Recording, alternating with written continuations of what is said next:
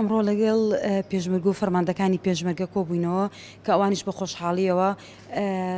پشتگیری و پشتیوانی خۆیان بۆ لیستی هاوپەیمانی کوردستان دووپات کردەوە. ئێمەش داوامان لێکردن هەروەکو چۆن لە ڕابردووە خەباتیان کردو لە پێناو سەرکەوتنی خاکی کوردستانە ئەمڕۆ داکۆکی بکەن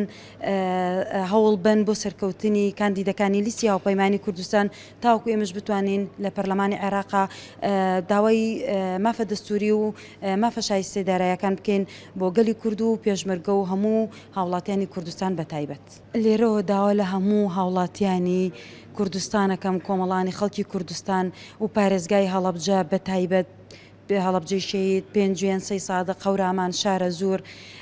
کارتەکانی دەنگدان وەربگرنەوە چونکە ئەمە دەرفەتێکە لە بەردەستمانە بەڕاستی بۆ پەرلەمانی عێراقا بۆ پشتگیریکردنی هەموو کوردە بەتایبەت لێرەوە داوایان لێکن کارتەکانیان وەربگرنەوە تاکو بتوانن لە ڕۆژی 10 ئۆکتۆبەرە 10 مانگ بتوانن بەشداری لە هەڵبژاردنەکانی پەرلەمانی عێراقا بکەن.